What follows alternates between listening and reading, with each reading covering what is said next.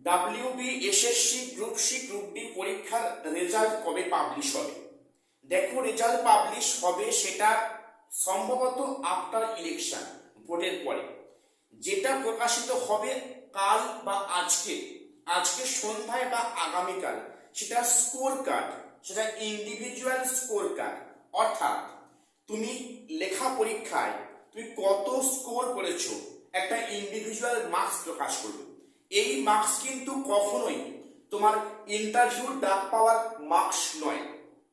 তুমি গ্রুপ সিতে out of 60 কত পেয়েছো, গ্রুপ ডিতে আউট অফ 40 কত পেয়েছো, তার একটা মার্কস প্রকাশ করবে।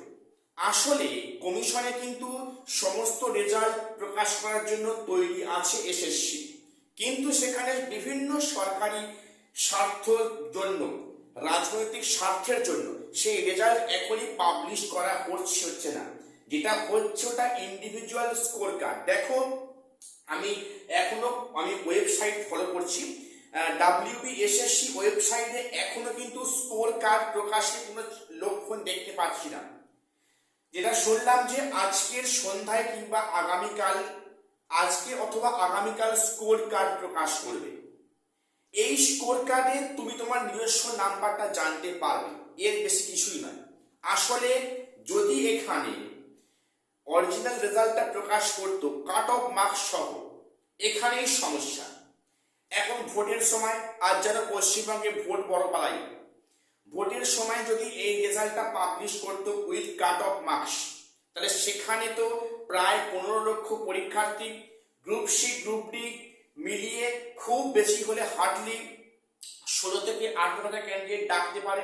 তাহলে বাকিরা কি ফেল করে যাচ্ছে, নট কল ফর ইন্টারভিউ হবে। কাজেই সেক্ষেত্রে কিন্তু একটা নেগেটিভ ইমপ্রেশন পড়বে, যার ফলটা ভোট বাক্সে পড়বে। এই সমস্ত রাজনৈতিক কথা মাথায় রেখে কিন্তু শিক্ষার যে বিষয়টা কিন্তু চাপা পড়ে গেল। অর্থাৎ এখানে স্কোর কার্ড প্রকাশ করছে।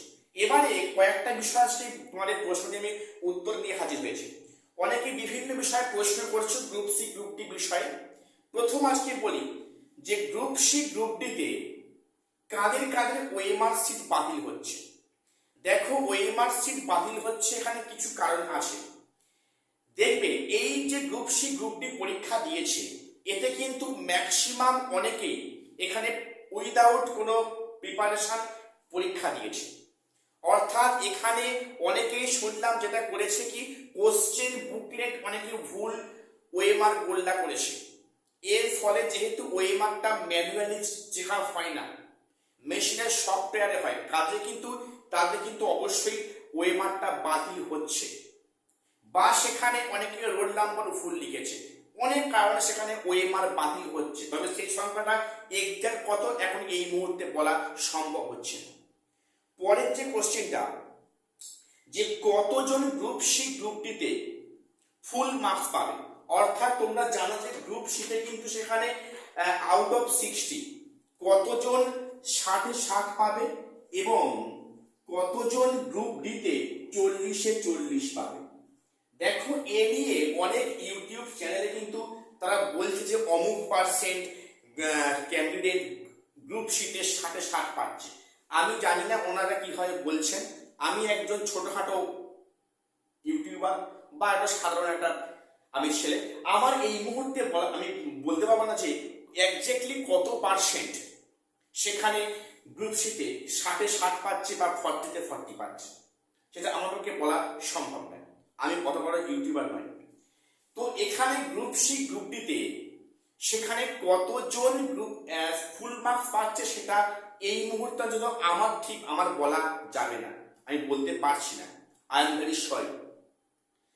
এবারে যে প্রশ্নটা, যে মনে করো যে রিটেন এক্সামে যারা ভালো স্কোর করবে, ধরো গ্রুপ সিতে তুমি 60-এর মধ্যে 58, 59 বা 60 পেয়েছো, তুমি গ্রুপ ডিতে আউট অফ 40 38, 39 বা 40 পেয়েছো, তোমার যদি রিটেনে যদি নাম্বার হাই হয়, হাই স্কোর হয়, তাহলে কি তোমার চাকরি কি কনফার্ম?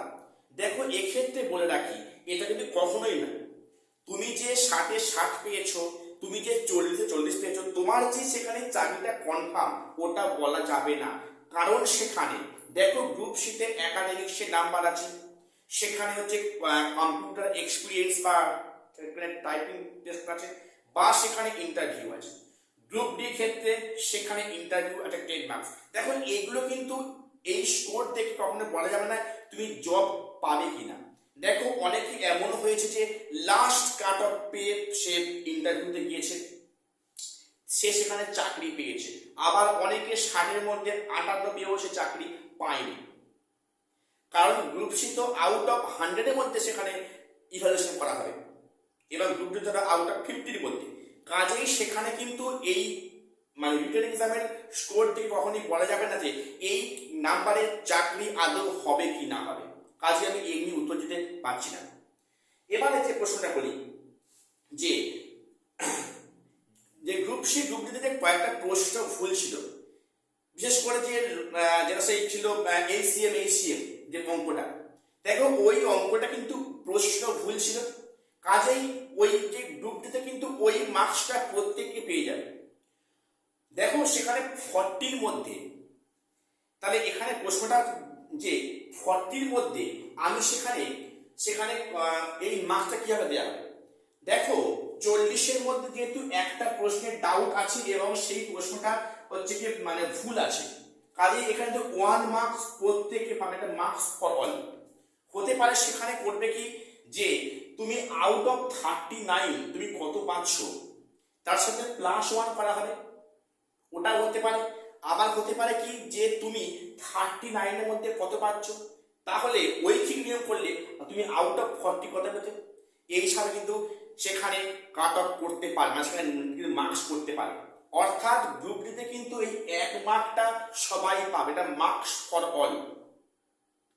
এইবারে গ্রুপ সির ক্ষেত্রে যে দুটো যে কোশ্চেন যে ভুল ছিল, সেখানে একটা মা মাসি দিয়ে, একটা সম্ভবত হচ্ছে কি সমশ্রী আর মনে হচ্ছে কর্মশ্রী ছিল।